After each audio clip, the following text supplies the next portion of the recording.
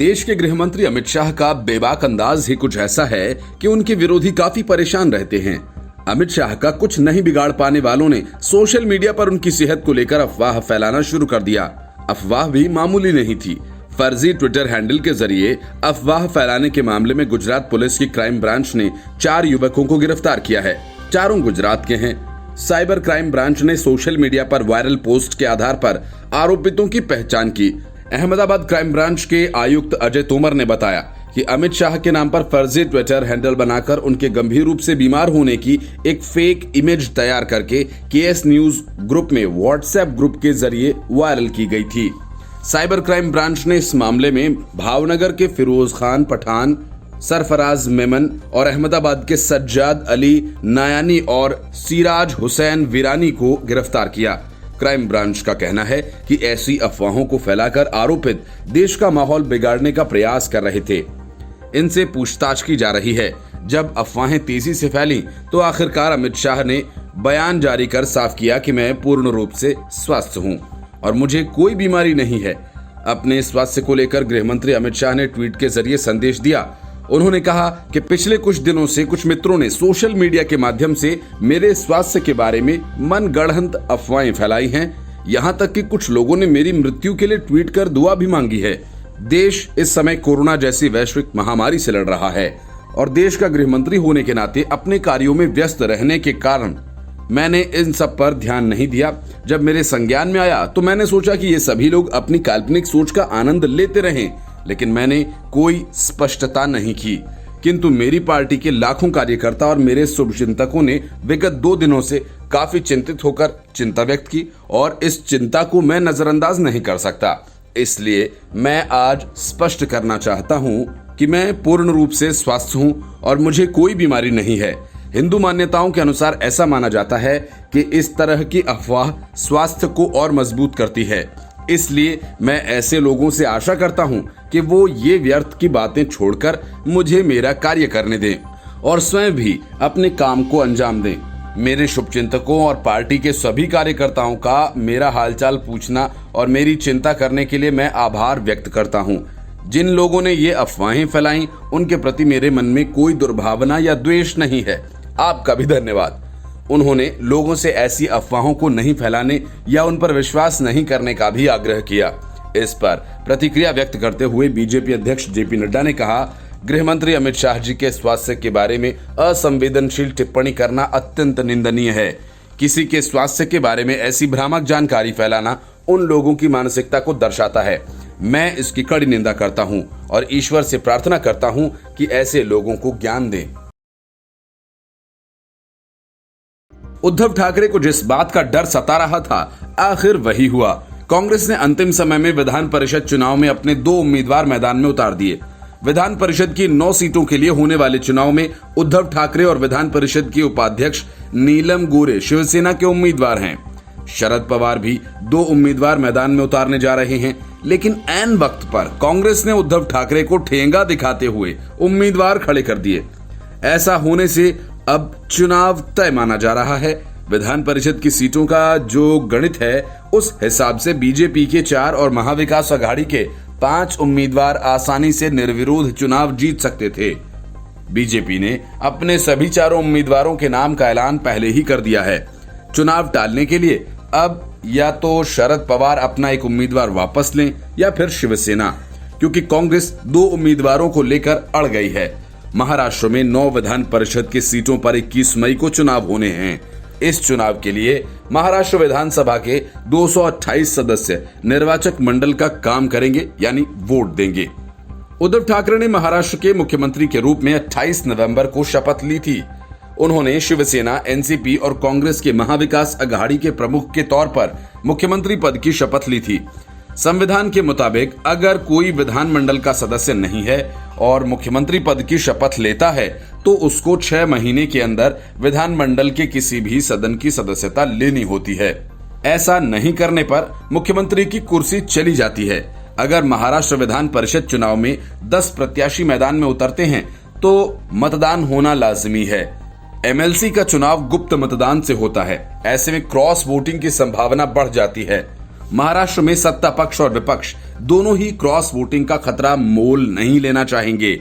ये तभी हो पाएगा जब कांग्रेस और एनसीपी में से कोई एक पार्टी एक सीट पर लड़ने को राजी हो जाए। पूरा देश कोरोना की चिंता में है, लेकिन गांधी वाड्रा परिवार की चिंता पीएम केयर्स फंड है। इस मामले को लेकर पहले सोनिया गांधी ने पीएम मोदी को पत्र लिखा था, फिर सुप्रीम कोर्ट का दरवाजा भी खटखटाया गया, कहीं बात बनी नहीं। लेकिन पीएम केयर्स फंड का कांटा गांधी वाड्रा परिवार को चुभता ही रहा। अब राहुल गांधी ने पीएम केयर्स की ऑडिटिंग की जरूरत ट्वीट कर दोहराई। सवाल यह है कि पीएम केयर्स फंड से कांग्रेस को दिक्कत क्या है? असल में दिक्कत ऑडिट होने से नहीं, बल्कि राष्ट्रीय राहत कोष से है, जिसे पीएम मोदी ने एक तरह से कोरोना काल में अप्रासंगिक कर दिया है। जब जवाहरलाल नेहरू ने राष्ट्रीय राहत कोष की स्थापना की थी, तब इस पर कांग्रेस का पूरा अधिकार था। कांग्रेस का अध्यक्ष इसका सदस्य हुआ करता था। 1985 में राजीव गांधी ने इसका पूरा अधिकार पीएमओ के हाथों में दे दिया, लेकिन तब भी इसका ऑडिट किसी थर्ड पार्टी से कराया जा रहा था। इसलिए सोनिया गांधी के बाद राहुल ने सीधा प्रधानमंत्री नरेंद्र मोदी से अपील की है कि वे कोरोना वायरस के संकट से निपटने के मकसद से बने पीएम केयर्स फंड का ऑडिट सुनिश्चित करें। उन्होंने ट्वीट किया, पीएम केयर्स फंड को सार्वजनिक क्षेत्र के उपक्रमों और रेलवे जैसे बड़े सरकारी उपक्रमों से काफी पैसा मिला है। ये महत्वपूर्ण है कि प्रधानमंत्री सुनिश्चित करें कि इस कोष का ऑडिट हो और पैसे लेने और खर्च करने का रिकॉर्ड जनता के सामने उपलब्ध हो। उन्होंने मीडिया से बातचीत के दौरान कहा था कि पीएम केयर्स कोष का ऑडिट होना चाहिए। बीजेपी ने अब ममता बनर्जी के खिलाफ बड़ा अभियान शुरू कर दिया है। बीजेपी का कैंपेन ममता बनर्जी के लिए मुश्किलें खड़ी कर रहा है। लगातार कुछ न कुछ बोलने वाली ममता पिछले एक सप्ताह से खामोश हैं। इसी बात को लेकर बीजेपी ने उनके खिलाफ एक बड़ा अभियान छेड़ दिया है। बीजेपी का कहना है कि बंगाल में कोरोना रोकने की दिशा में अपनी नाकामी छिपाने के लिए ममता मीडिया के सामने नहीं आ रही। बीजेपी के प्रदेश अध्यक्ष दिलीप घोष कहते हैं कि प्रशांत किशोर के हाथों बंगाल सौंपकर ममता बनर्जी क्वारंटाइन में चली गई हैं। इसी बात से अंदाजा लगाया जा सकता है कि बीजेपी का ये कैंपेन कितना तीखा है। ममता बनर्जी बीते एक हफ्ते से मीडिया से बात नहीं कर रही हैं। ममता का मीडिया के सामने न आना ऐसी स्थिति में हो रहा है जबकि देश के तमाम राज्यों के सीएम हर रोज कोरोना की स्थितियों को लेकर प्रेस कॉन्फ्रेंस करते हुए अपडेट्स शेयर कर रहे हैं। ममता बनर्जी 30 अप्रैल के बाद से ही मीडिया के सामने नहीं आई हैं। बीजेपी का आरोप है कि ममता अपनी नाकामी से डर गई हैं और इसे लेकर ही पार्टी के नेताओं ने एक हैशटैग बनाया है, जिसका मतलब है डर गई ममता। इस हैशटैग के साथ बीजेपी के तमाम प्रादेशिक और राष्ट्रीय स्तर के नेताओं ने ट्वीट किया।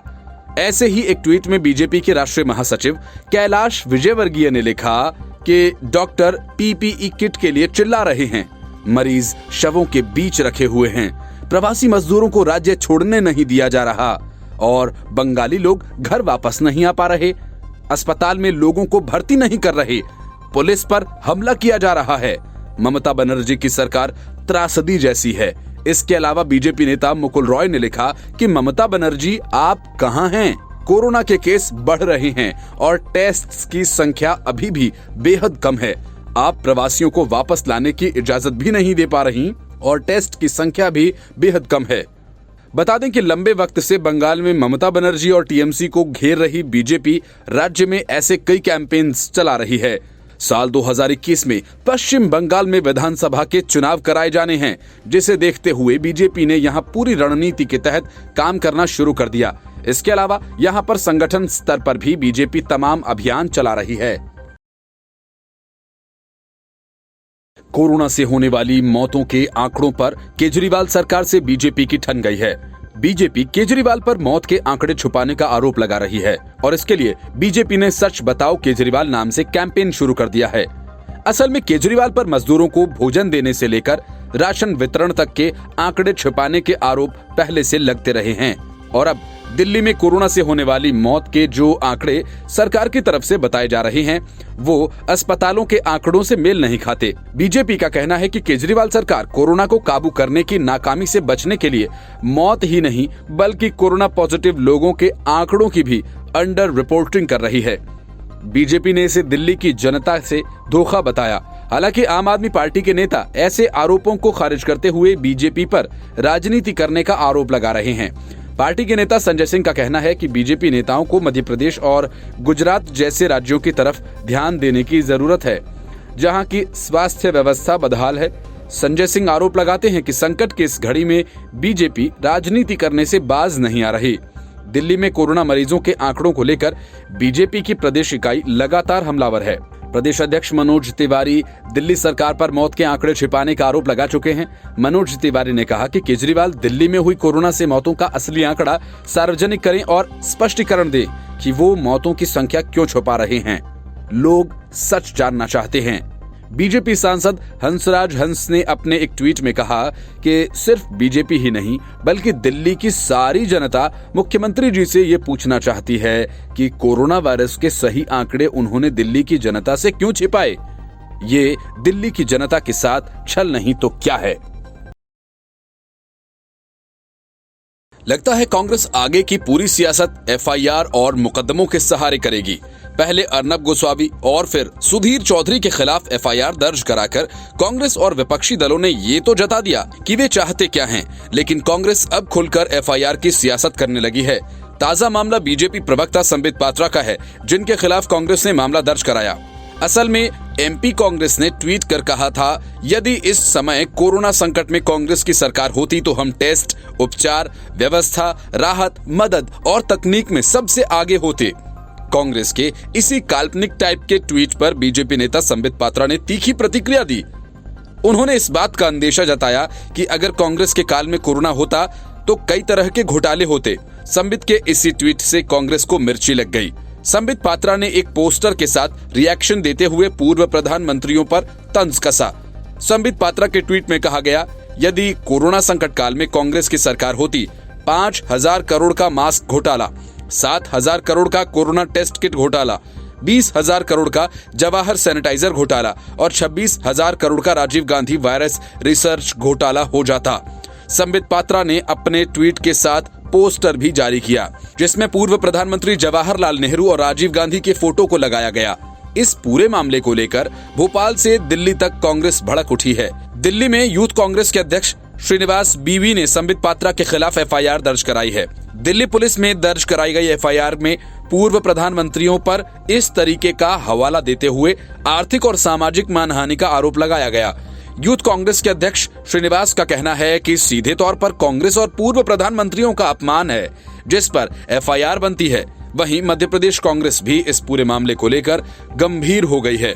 एमपी कांग्रेस इस मामले में संबित पात्रा के खिलाफ आपराधिक मामला दर्ज करने की कवायद में जुट गई है। कांग्रेस के नेता पीसी शर्मा ने संबित पात्रा के ट्वीट को सीधे तौर पर देश के पूर्व प्रधानमंत्रियों का अपमान बताया और कहा कि इस मामले में एफआईआर दर्ज कराई जाएगी।